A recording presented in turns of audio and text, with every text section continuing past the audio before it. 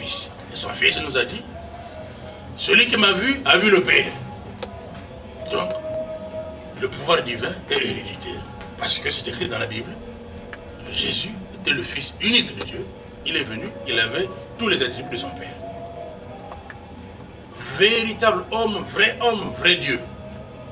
Donc, ce n'est pas les kimbanguistes qui inventent ce nouveau concept. Depuis la Bible, l'hérédité existe. C'est de père en fils. Ce ne sont pas les kimbanguistes qui inventent, mais les kimbanguistes lancent parfois certains débats qui ne sont pas les débats ordinaires. Nous allons y arriver. Professeur, je reviens à cette question. Une préoccupation, non la moindre, qui était aussi soulevée dans la salle. Vous avez suivi. Il y a quelqu'un qui a bien dit, d'ailleurs il était très applaudi, si vous avez bien suivi, il a dit, si Papa Simon Kimbangu Kiangani est Dieu, la République démocratique du Congo pleure. Tant de souffrances, la population dans des conditions très difficiles, plus de 6 millions de morts à l'est de la République. Que fait le créateur de la RDC qui est en Kamba? Ah, très bonne question. Est-ce que la RDC sait que son créateur est en Kamba? Est-ce que la RDC croit en Simon Kimbangu? Quelle est la place que la RDC a donnée à Simon Kimbangu dans son fonctionnement? Vous voyez, je vais vous donner un exemple encore plus probant. C'est l'histoire des 5 mois de guerre au Congo-Brazzaville. Nous n'étions pas là et nous avions un frère qui est parti, qui était responsable de paroisse, qui a traversé le fleuve, qui va voir le chef spirituel, Papa Mfumambanza à l'époque. Il dit, papa, mais nous sommes en pleine guerre. Papa lui répond, vous ne m'écoutez pas. Vous ne faites pas ce que moi je vous demande de faire. C'est normal que je fasse le travail moi-même. Vous voyez la complexité du Seigneur. La complexité du Seigneur. Quand il n'est pas content, il va provoquer le déluge. Quand il n'est pas content, il va brûler Sodome et Gomorrhe. Si la RDC veut jouir de la présence de son Seigneur, il faut que la RDC commence par reconnaître. Mais ce n'est pas seulement la RDC, c'est l'homme noir. L'homme noir, quand on dit quelque chose, il se met à douter. Il doute. J'ai rencontré les preuves de la divinité de Simon Kimbangu, très loin, jusqu'en Russie, en Moldavie. Jusqu'en Moldavie, j'ai vu des gens qui sont venus me voir dire, on nous a dit que Simon Kimbangu, c'est la nouvelle alliance qui gère le monde. Toi qui es noir, est-ce que tu peux pas aller nous demander à Simon Kimbangu de nous aider? Ce sont des blancs qui vivent dans des caniveaux, dans des égouts. Ils sont venus parce qu'ils ont une souffrance atroce. Ils se sont dit, est-ce que je peux demander à Simon Kimbangu pour nous? Là-bas, ils le connaissent, mais nul n'est prophète ce soir. Nous sommes encore en train de débattre de ces questions-là, alors que c'est nous qui devrions porter ce message au monde entier. Mais nous le négligeons, nous le sous-estimons. Mais je sais une chose, que dans ce pays, la RDC, il y a des gens, il y a des personnes instruites qui peuvent dire comme moi, Kimbangu c'est Dieu. Même s'ils ont honte de venir le dire devant caméra, ils le savent. Et c'est dommage. Parce que tant que nous n'accepterons pas Simon Kimbangu, tant que nous ne le remettrons pas à sa place, la place qui lui revient, on tiendra tous des propos comme ça, on dit, oui, mais voyez, vous avez Dieu, et puis vous faites rien. Dieu, je vous rappelle que le peuple de Dieu a été pris en captivité en Égypte pendant plus de 400 ans. Même quand il l'a libéré, il est reparti en esclavage en Babylonie pendant au moins 70 ans. Dieu, il faut le respecter. Si on ne le respecte pas, si on ne l'écoute pas, si on ne fait pas sa volonté, il est capable de se fâcher. C'est un homme, il se fâche. C'est un homme, il se fâche parce qu'il dit que Dieu c'est un homme. Mais professeur, moi je reste encore avec vous par rapport à ce que vous venez de dire. Vous dites qu'il faudrait reconnaître Simon Kimbangu comme Dieu, il pourra faire quelque chose, mais l'unanimité n'existe jamais dans le monde, que tout le monde puisse l'accepter comme tel. Mais dans ce pays, la République démocratique du Congo, il y a quand même une frange de la population qui croit en Simon Kimbangu, qui prie à Simon Kimbangu. Mais ne peut-il pas déjà agir? Est-ce qu'il faut attendre qu'il y ait l'unanimité, que tout le monde puisse, afin qu'il y ait la paix en République démocratique du Congo? Vous savez, l'homme veut toujours des grands miracles. Les choses que Dieu fait pour nous au quotidien, nous n'aimons jamais les reconnaître. Est-ce que Dieu est Dieu parce qu'il va arrêter le conflit de l'Est? Dieu existe indépendamment du conflit de l'Est. Il y a des choses que nous ne pouvons pas vous dire à l'antenne.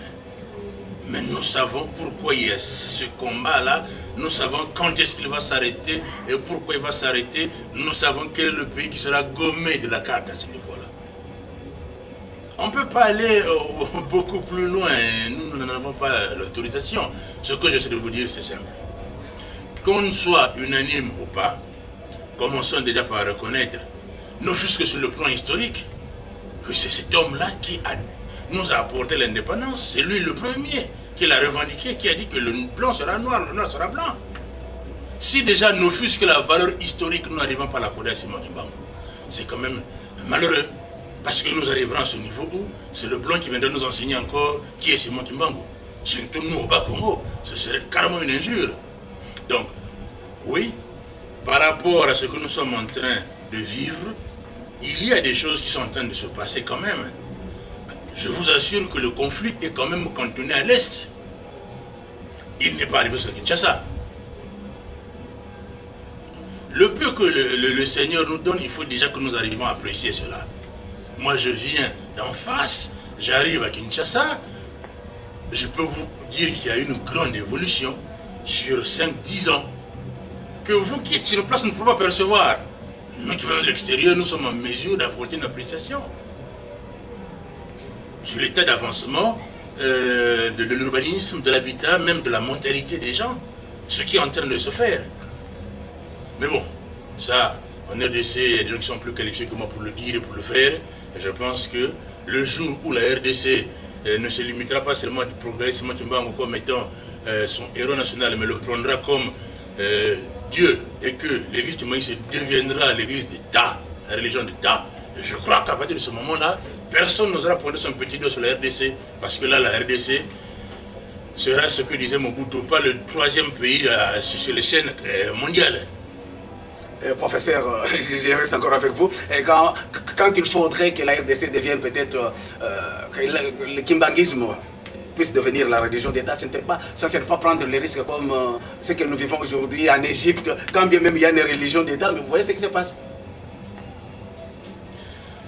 Nous parlons de religion, nous ne parlons pas des hommes. Alors vous êtes en train de parler des hommes.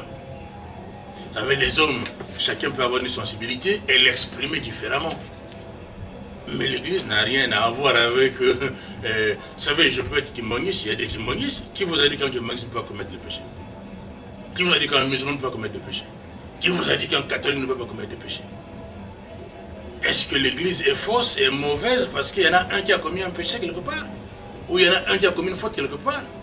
Non. Donc, c'est un problème de pouvoir. Pour que l'Europe devienne ce qu'elle est aujourd'hui, elle était d'abord la fille aînée de l'église catholique. Et tous les petits villages, vous arrivez en France, tous les petits villages, il y a un clocher, une église. Vous arrivez en France, dans tous les petits villages, il y a la présence de Dieu. C'est Dieu qui a emmené ce peuple que nous envions tant, là où il est arrivé. Si nous ne voulons pas suivre ce modèle-là, nous n'arriverons nulle part. Parce que l'évolution de chaque peuple est liée à son Dieu. Hier, nous nous sommes moqués des Japonais, des Chinois, qui venaient filmer tout ce qui traînait. Après, ils se sont concentrés avec leur Dieu. Ils sont devenus presque plus importants et plus puissants même que les États-Unis d'Amérique, sur le plan économique et sur la capacité d'invention. Le pouvoir d'inventer, Kimbangu l'a amené. Alors pourquoi est-ce que nous ne lui faisons pas confiance? Il faut que les Congolais, il faut que les Noirs, quand je parle des Congolais, je suis Congolais, même si je suis en face, je suis Congolais. À Rwanda, nous sommes des Congolais, c'est le blanc qui est venu nous séparer. Vous voyez, même ça, nous n'arrivons jamais à reconnaître que nous sommes 3 Congos séparés par l'homme blanc. Nous continuons toujours à suivre les leçons ridicules qui nous ont été enseignées pendant des milliards d'années et nous nous en tenons à ça. Moi, je vous assure que ça me ferait plaisir que le Congo soit devenu une langue au même titre que l'anglais, au même titre que le français. Parce que c'est une langue de chez moi. Et cette évolution-là, elle n'est possible que si nous reconnaissons Simon Kimbangu comme notre Dieu, le seul et l'unique. Voilà, c'est-à-dire qu'il y a de l'espoir que dans les jours qui viennent, la RDC va connaître la paix, les souffrances vont souffrir, et il y a de l'espoir, pasteur. Ah, vous n'êtes pas pasteur, vous êtes diacre. Mais si nous n'avions pas d'espoir, nous ne serions pas là. S'il n'y avait pas d'espoir, nous ne serions pas là. Il y a l'espoir, la paix revenant en RDC, la RDC reprendra sa place dans le concert des nations, la place qui lui revient, parce que pour l'instant, la RDC est assez diminuée. La RDC doit pouvoir tutoyer les États-Unis, doit pouvoir tutoyer l'Allemagne, doit pouvoir tutoyer la Chine, le Japon, et même être au-dessus.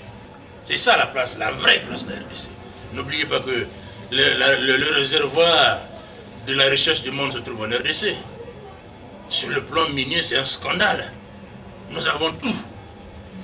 Eh bien, un moment viendra où nous serons emmenés à exploiter cela pour le bien du peuple congolais. Dieu peut-il être un homme? C'est le thème de la conférence animée hier par le professeur à côté de moi ici, le professeur Michel Dondo. Et il a animé cette conférence. Hier, c'était dans la salle polyvalente Victoria. Et le numéro est affiché comme toujours. Appelez, posez toutes vos questions, vous aurez des réponses.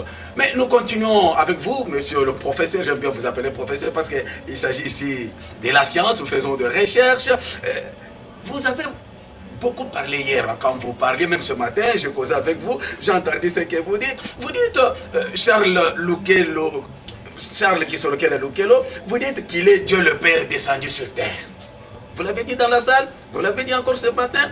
Pourtant, lecture faite de sa biographie, il était député national pour les comptes de l'Abaco à l'époque, il était directeur de l'INPP, membre du conseil d'administration de plusieurs entreprises, entre autres ITEX Afrique, INEBRA, il était même ministre des Travail et Prévoyance sociale. Mais comment comprendre, monsieur le professeur, que Dieu le Père s'était fait, bon, je me manque peut-être les mots à dire, je ne sais pas dire virer ou remanier de ses fonctions par sa créature. Et quand je dis sa créature, je prends M. Mobutu à l'époque, parce que c'est lui qui était le président de la République, il avait nommé ministre, dans l'hypothèse que c'est Dieu qui a créé l'homme. Ça veut dire que ce local-là a créé Mobutu. Bien. Le problème ne se pose pas en ces termes-là. Le problème est beaucoup plus simple. Papa Gisolo Kele, son père lui avait dit qu'il travaillait beaucoup pour l'État. Je ne sais pas qu'il est allé là-bas de gaieté de cœur, il n'aimait pas tellement. Parce que le moment n'était pas encore arrivé. Et puis, vous voyez, ce que vous êtes en train de me dire, c'est quoi? C'est qu'il nous a évité beaucoup de catastrophes.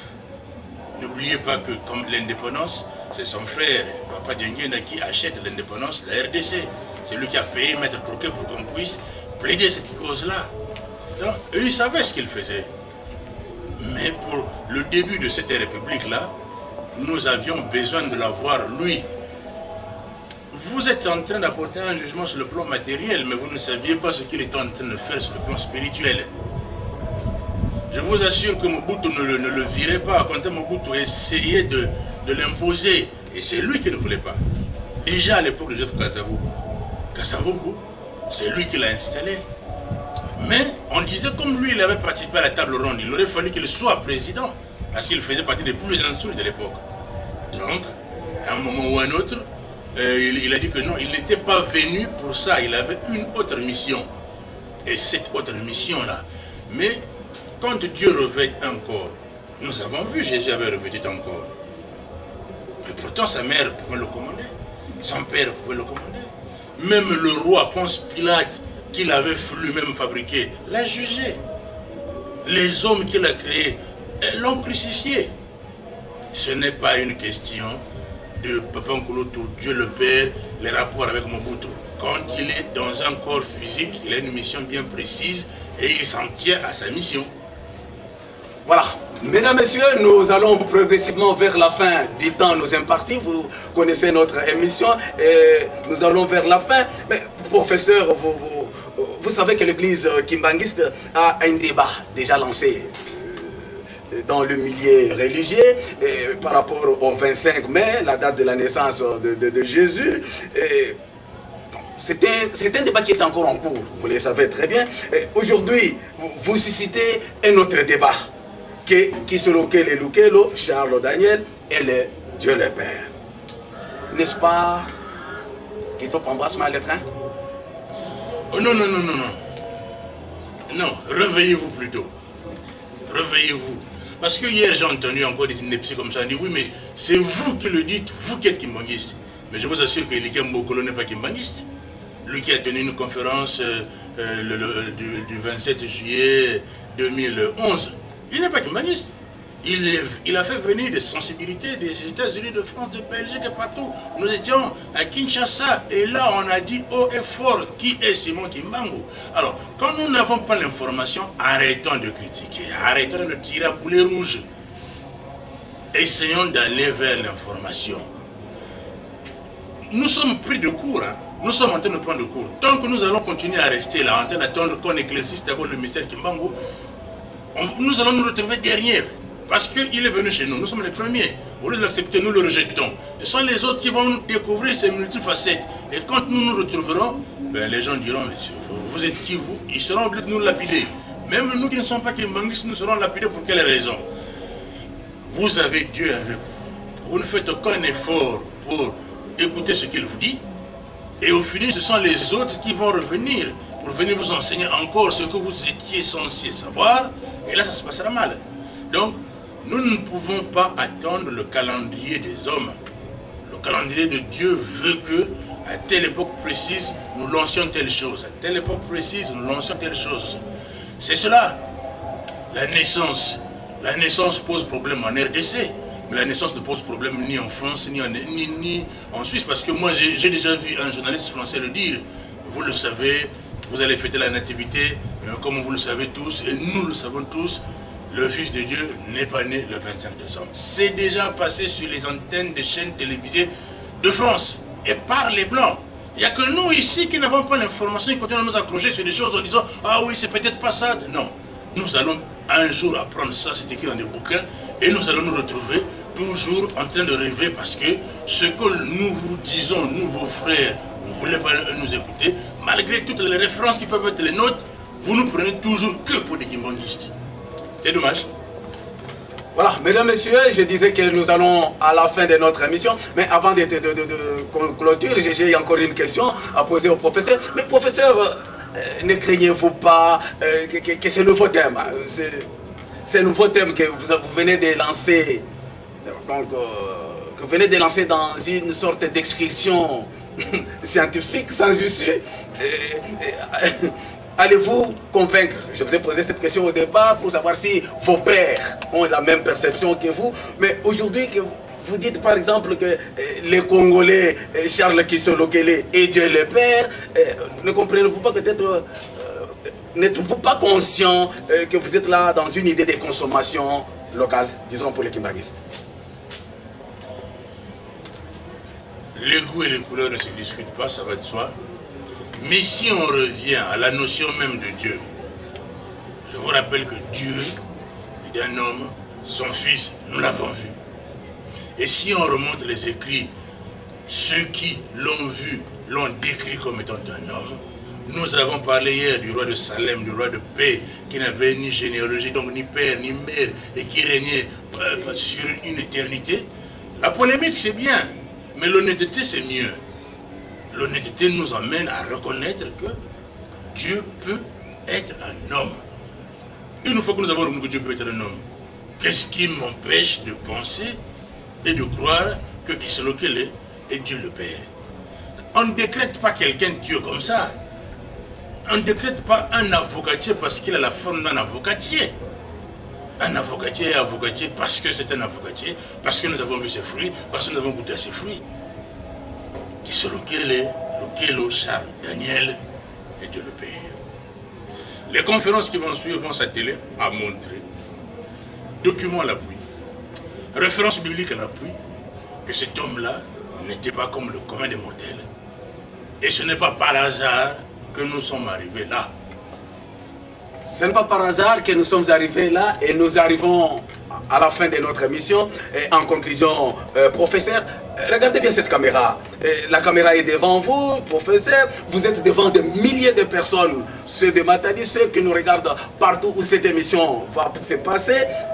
Vous dites quoi? Dieu peut-il être un homme? Vous dites quoi? Qui sont lequel Charles Daniel? Est-il Dieu? Très chers compatriotes, je veux vous dire avec toute la solennité que je n'ai pas pris un verre de vin ce matin, je suis lucide. Je vous le dis en vérité, n'attendez pas que les gens viennent de 7000 km pour vous apprendre que votre propre Père est un être différent des autres. Dieu peut être un homme. Les écrits le montrent. Qui sont lequel Charles Daniel et Dieu le Père venu sur terre, comme il fut venu à l'époque de Melchisédek, comme il fut venu à l'époque de Simon de Cyrène, comme il est venu en tant que Simon de Maman. Je vous remercie.